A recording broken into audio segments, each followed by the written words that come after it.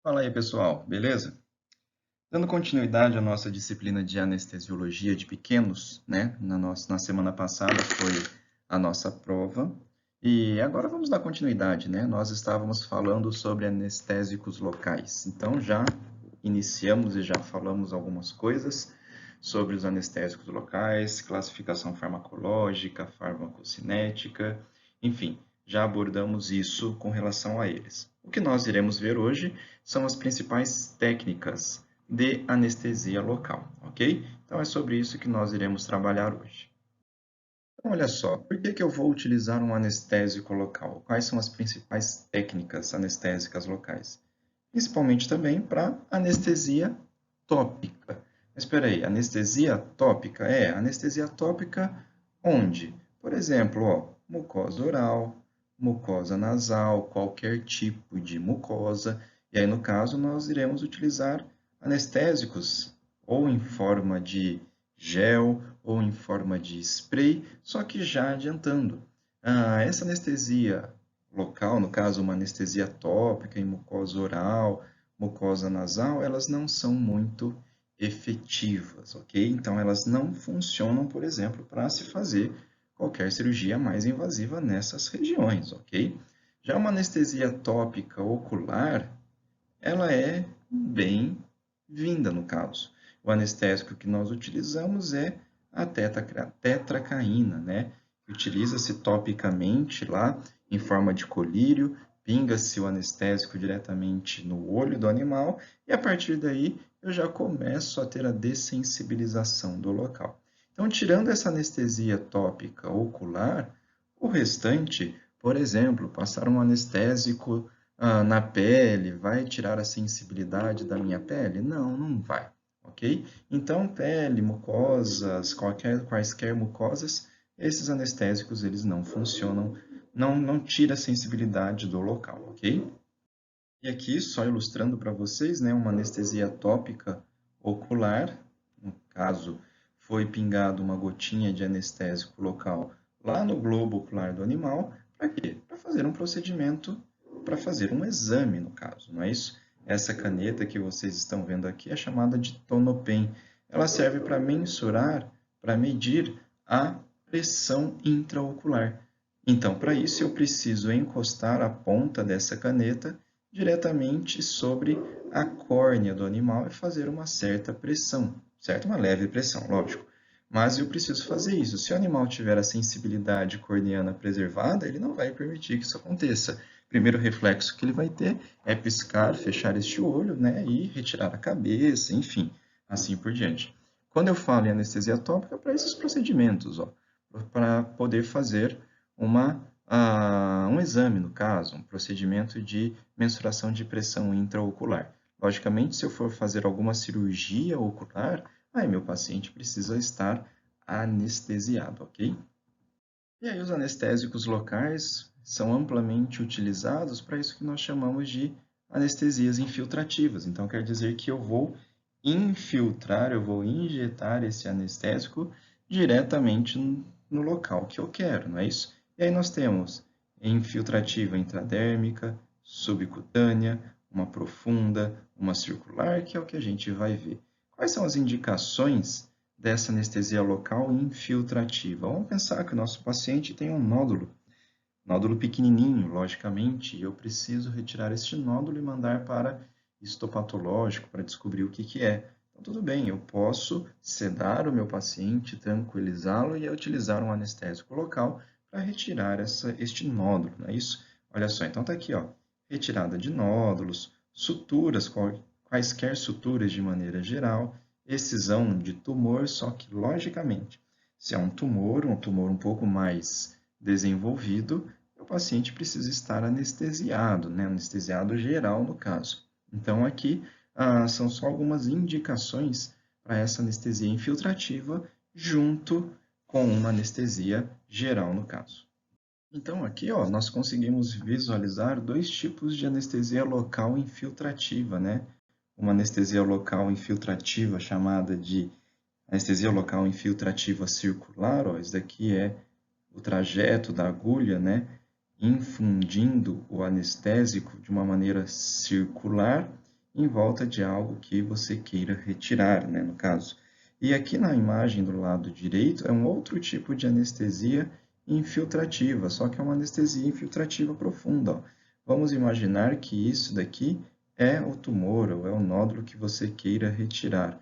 Olha só, com a agulha você injeta o anestésico local superficialmente, né, ó, faz um quadradinho, e injeta ele também profundamente, para você dessensibilizar toda essa região superficial e dessensibilizar também a região mais profunda, ok? Tenho dose, ou melhor, tem um volume que eu posso administrar com relação a essa anestesia infiltrativa. O volume ele é empírico, logicamente. Lógico, eu não vou administrar uma quantidade gigantesca de anestésico num animal, porque isso, a hora que for absorvido, poderá intoxicá-lo, ok? Mas isso daqui é um tipo de anestesia infiltrativa, circular e profunda. E temos também as nossas anestesias perineurais. Quando a gente fala em anestesia perineural, significa que eu vou injetar esse anestésico em volta de algum nervo. Então, tá aqui, ó, deposição desse anestésico ao redor de qualquer nervo. Então, eu posso utilizar para membros anteriores, membros posteriores, a gente vai ver isso daí. Forames supra- e infraorbitários, isso daqui é utilizado para realizar procedimentos cirúrgicos oculares, né? No caso, em equinos, ok? Então, toda aquela área suprida por aquele nervo, eu vou dessensibilizar, eu estou causando uma anestesia local naquela região. É igual você dormir em cima do seu braço e acordar com o braço dormente. Pronto, você causou uma anestesia, você causou uma compressão do nervo, né? Que vai para o teu braço, que causou essa sensação que causou essa dessensibilização, no caso. Então, quais as principais ou as principais técnicas de anestesia perineural? Então, tá aqui, ó, uma anestesia intercostal. O próprio nome já está falando entre as costelas, não é isso? Então, olha só, nós vamos depositar esse anestésico local no bordo caudal da costela. Vou tentar fazer um desenho, ó. Vamos imaginar que essas daqui são as nossas costelas, ok? Nós estamos visualizando um animal, estamos vendo este animal numa vista lateral. Deixa eu apagar isso daqui, vou fazer ela melhorzinha aqui, ó. Então, pronto. Vamos imaginar que aqui é a região cranial e aqui é a cauda do animal. Então, quando eu estou falando em borda caudal da costela, eu estou falando nessa região aqui, ó, caudal a nossa costela. Então, eu venho aqui e faço a deposição do meu anestésico local. Consequentemente, eu estou dessensibilizando uma grande região, ok? Então, aqui está escrito, ó, bloqueio de pelo menos 2 espaços intercostais. Para que eu vou utilizar essa anestesia intercostal? Fraturas de costela, onde será estabilizada, ou procedimentos cirúrgicos, onde eu vou acessar a cavidade torácica. Então, acesso à cavidade torácica para fazer algum procedimento cirúrgico, que seja, né? Ou aquele paciente que chegou politraumatizado e tem fratura de costela, ruptura de musculatura intercostal, abertura de cavidade torácica, é para isso que nós vamos utilizar esse tipo de anestesia, né? E, logicamente, para retirar qualquer tipo de tumor localizado lá na parede costal. Eu vou mostrar um desenho agora nesse próximo slide, ilustrando isso que a gente acabou de conversar. Então tá aqui, ó, né, ó, nossa anestesia perineural, porque nós estamos injetando esse anestésico ao redor de um nervo, no caso a nossa anestesia intercostal. Olha o desenho aqui, né? Então aqui é a região cranial e aqui é a região caudal, lógico. Então, nós estamos vendo a costela e olha onde esse anestésico vai ser depositado, bordo caudal dessa costela. Por que ele vai ser depositado ali? Porque a inervação para esse gradil costal ele está passando posteriormente ou caudalmente a essa costela, não é? E aqui, olha só, então aqui é o local de abertura do tórax, no caso, e olha só, toda essa região foi infundida de anestésico local. Então, olha só, pelo menos 2 espaços intercostais anteriores e 2 espaços intercostais posteriores. Então, agora sim, Mas por que que eu faço isso? Meu animal não vai estar anestesiado de uma maneira geral? Vai, só que agora toda essa região está dessensibilizada. Então, consequentemente, a quantidade de anestésico geral que eu estou administrando no meu paciente, ela é menor. E aqui um outro tipo, né, de anestesia perineural, aquela anestesia perineural que é feita no nosso plexo braquial. O que é o plexo braquial? Todos os ramos nervosos que vai para o membro torácico, então, braço, antebraço, a região de punho, dos dedos. Então, toda essa região é inervada pelo nosso plexo braquial que está saindo lá da medula espinal, não é isso? Então, aqui está ilustrando exatamente onde que você vai infundir o seu anestésico. Você vai sentir o tubérculo maior do úmero, não é isso? Sentir o tubérculo maior, então quer dizer que aqui eu tenho úmero e aqui eu já tenho a escápula, né? Essa articulação escápulo-humeral é a região onde você vai palpá-la e vai introduzir a agulha. No caso, introduziu a agulha, aí você pega o anestésico e começa a infundir. Que situação eu posso utilizar esta anestesia perineural no plexo braquial? Qualquer procedimento cirúrgico em membro torácico. Vamos pensar numa cirurgia extremamente cruenta. Eu vou amputar o meu membro torácico. Pronto. Para isso, eu vou dessensibilizar, tirar toda a inervação deste membro. Ou então, meu paciente é um paciente debilitado, tem uma fratura em rádio iuna. Eu quero deixar ele numa anestesia mais superficial. Então, vamos lá, vamos fazer um bloqueio anestésico do plexo braquial e aí, assim, vamos estabilizar esta fratura. Então, aqui só ilustrando a mesma coisa que nós conversamos, né? Então, aqui o tubérculo maior, a cabeça do úmero está aqui, e aqui a nossa articulação escápulo-humeral, cavidade glenoidal e assim por diante. Então, é aqui que a gente sente com a palpação, introduz a agulha e injeta ou administra o anestésico local. Com relação a isso, todo o membro torácico ficará dessensibilizado.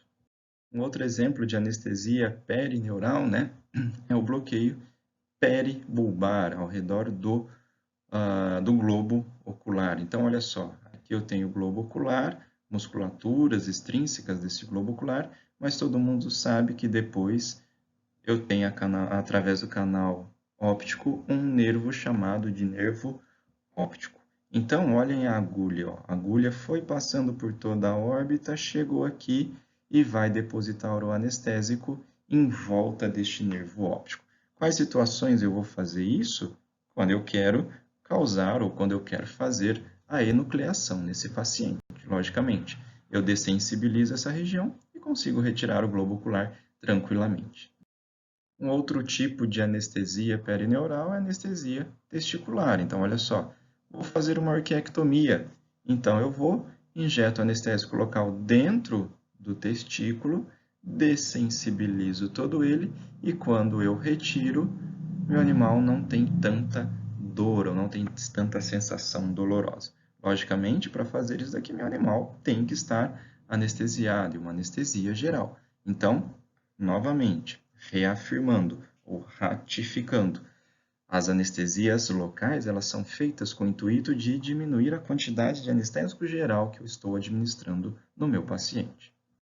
E um outro tipo de anestesia perineural, né? Lembra que estamos conversando sobre anestesias perineurais, aquelas que são feitas em volta de um ramo nervoso, em volta de nervo. São as anestesias espinhais, que são chamadas de anestesias epidurais. Por quê? Porque o anestésico é jogado nesse espaço chamado de espaço epidural. Daqui a pouquinho eu vou relembrar vocês onde que é esse espaço epidural. Então tá aqui, ó, através de uma imagem, né? O anestésico é depositado onde?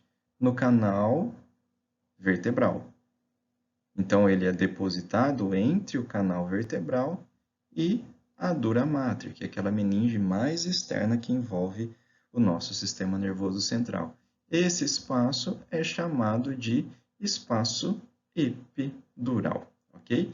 E também esse anestésico local pode ser jogado no mesmo espaço onde está percorrendo o líquido cefalorraquidiano, que é um espaço chamado de espaço subaracnoide. O mais comum é a realização dessa anestesia no meu espaço epidural. Ambas têm a mesma finalidade, ok? Mas o risco, digamos assim, é menor nesse espaço epidural.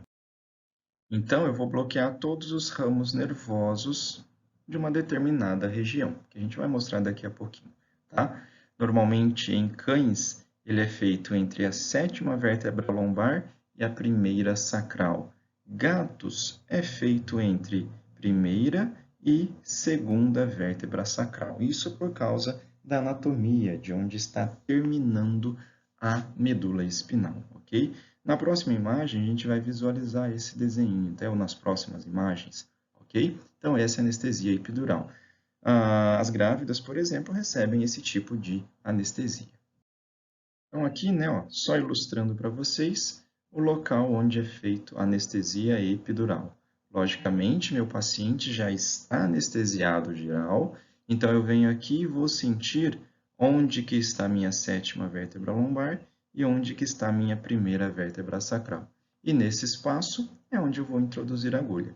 Normalmente o animal é colocado em decúbito ventral, mas ele pode ser colocado também em decúbito lateral. Tudo depende da preferência e da prática do anestesista. Quando nós fazemos esse tipo de anestesia epidural, abaixo da cicatriz umbilical eu perco toda a sensibilização. Então, abaixo do umbigo, o animal não sente mais nada. Quer dizer que os membros pélvicos, ele não vai ter movimentação, ele não vai ter sensibilidade visceral abaixo dessa região. Então, vamos pensar uma simples, né, que eu falo simples porque é uma cirurgia corriqueira. Uma simples OSH pode ser realizada com uma anestesia epidural.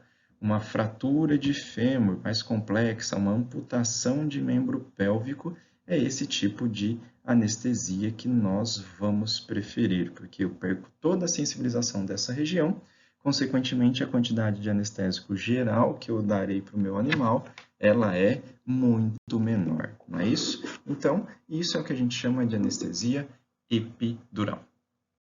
Então, aqui nesse desenho, a gente consegue entender bem isso que a gente acabou de conversar, né? Vamos ver neste desenho aqui da esquerda, olha só. O que está sendo mostrado em roxinho é a nossa dura mater. Aqui, ó, nós temos toda a parte óssea, né? Parte de corpo vertebral e assim por diante. Então, esse espaço entre o osso e a dura mater é chamado de espaço epidural, que é onde vai ser depositado o anestésico. E vocês notem que aqui nós temos os ramos nervosos saindo. Então, consequentemente, eu vou bloquear todos esses ramos nervosos, né?